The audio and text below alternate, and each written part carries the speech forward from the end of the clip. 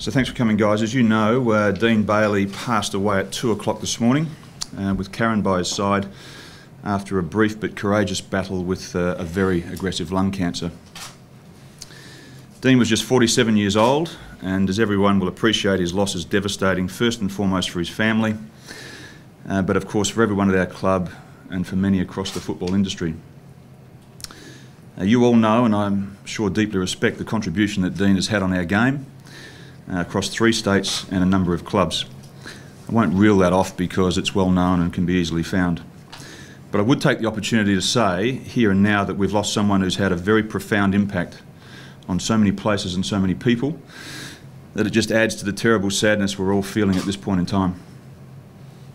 For our club, Dean very quickly established himself as a really genuine mentor and as an educator.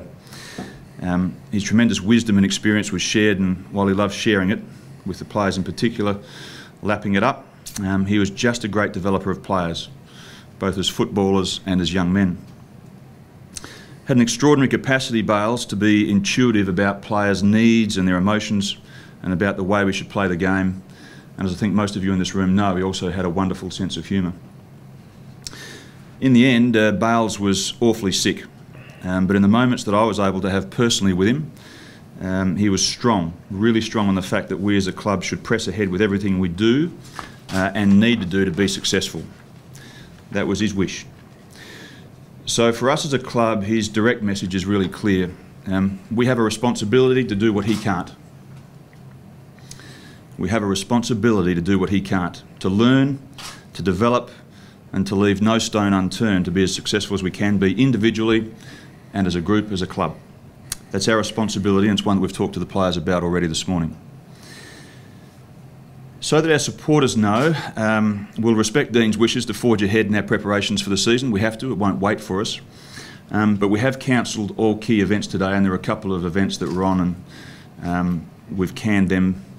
But tomorrow the season launch will go ahead as planned, allowing us, if nothing else, to bring the Crows family together to reflect and prepare just as he would want.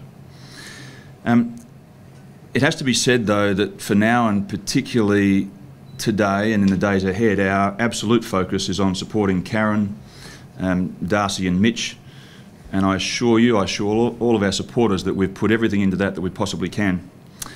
They've had a horrible 3 months and a very challenging 18 months in reality, and so our heartfelt sympathy and support is with them now and into the future. We've also, as you'd expect, with just a little time to prepare, put some extensive support processes around our players, our coaches and our staff this morning with a range of professional people. In short, we've lost a great mate, a wonderful family man, an extraordinary contributor to this great game of ours, all of which at this point, I have to say, seems so desperately unfair. Having talked about our responsibility to do what he can't do at the moment, we also need to have the courage that a number of us saw firsthand. We need to have the courage that he displayed over the past 3 months, and that's what we intend to do as a footy club. Happy to take some questions.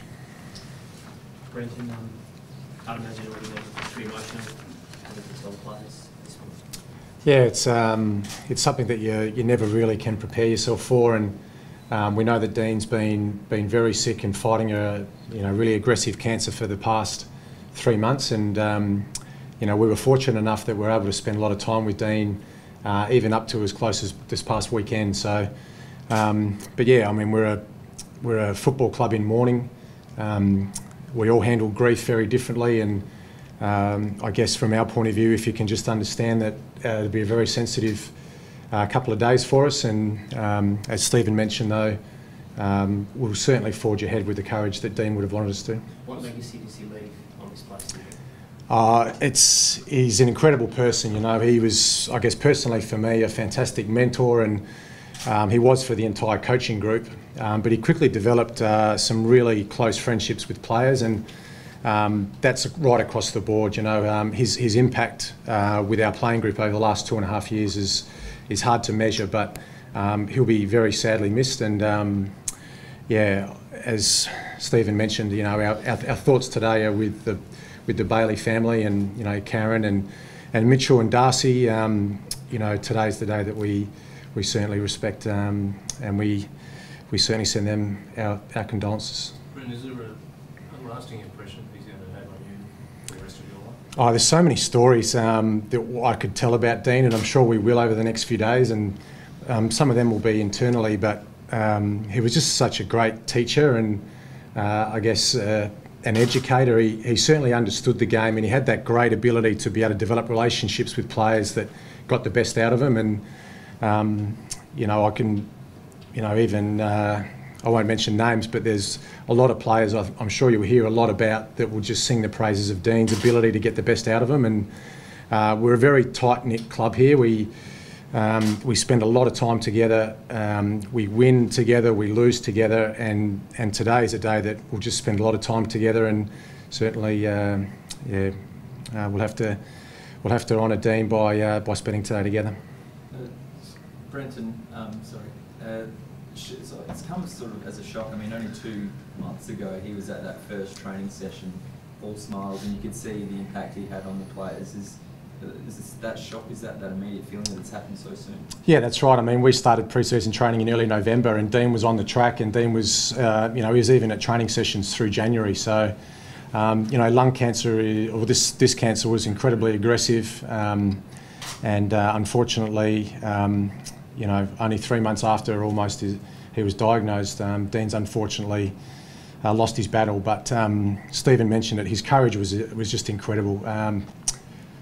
He just kept fighting, and that's something we can all learn from that. Stephen, you look like everyone else. You just look completely drained. It must be a very difficult time. Look, it's very difficult for everyone. As Brenton said, everyone handles their grief in a different way. The very public nature of this business means that there are certain things that need to be managed a bit differently. But as Sando said, first and foremost, our responsibility is to make sure that the players have all the support mechanisms around that they need for those that need them, and the same thing with the family. So I've said this, Tom, to the staff this morning. If you think about the collective that is any AFL football club, it extends to from your players and coaches and staff to past board ambassadors, life members, women of Adelaide. There's a vast array of people who are involved, and so, you know, some will pass from time to time to put a point of reality on it, but I can't remember in my time in footy having someone so close to the coalface and so integrally involved pass under these sorts of circumstances. And so it's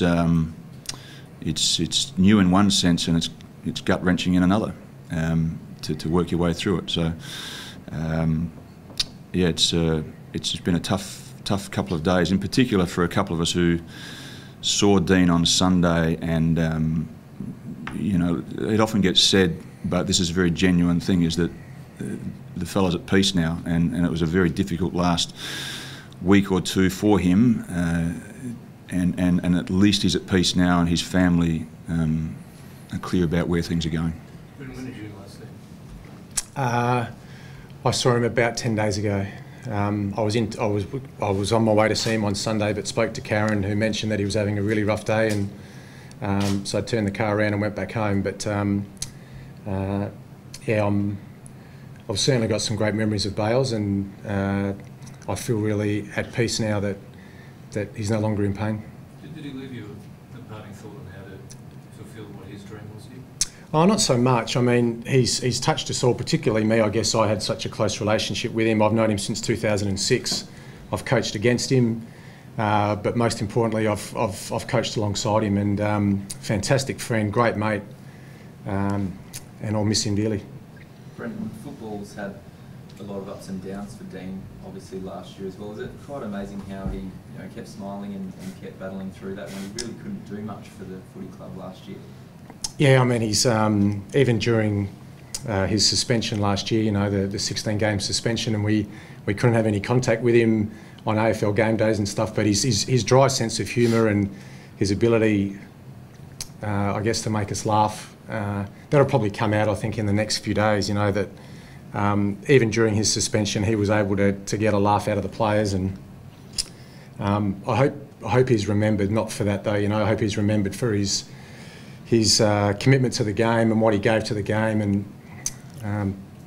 I guess to so many players and coaches. One more question. Brenton, how difficult is it going to be to get back into it and start training tomorrow? Yeah, tough. I guess try and be gentle with us for a few days, but we'll certainly be ready for round one. So I hope no one takes it easy on us when we get to the start of the season, but yeah, it's going to be a tough couple of days.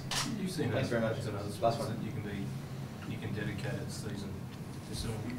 Is it appropriate here to dedicate this year to Dan? Oh, I think it's, Dean's passed away at 2 o'clock this morning. I think today we'll just be mourning the loss of a great man, and I'm sure we'll talk more about Dean a bit further down the track. But yeah, it was important that we spoke to you guys today, and as I said, be gentle on us today for the next couple of days. But we'll be ready to go.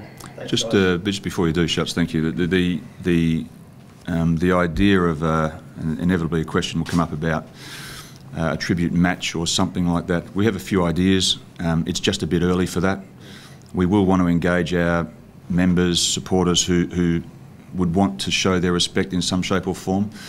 As Sando's saying, though, whilst those ideas are in our minds and we've had an opportunity to talk about it, now's not the time, and we need a bit of clarity on that anyway. But we do want to, at some stage, demonstrate in a focused sense that respect. Otherwise, Michelangelo, our view very much is, and this is again from Dean, this is not a tribute year, this is not a memorial year. This is, the theme for us, as he would want, is about the sense of responsibility that is to pick up a rope that he can't pick up anymore, and to be as successful as we possibly can be. And for him, you've heard it today, that's about preparing the best you can, learning as much as you can, doing it all with a wonderful sense of humour.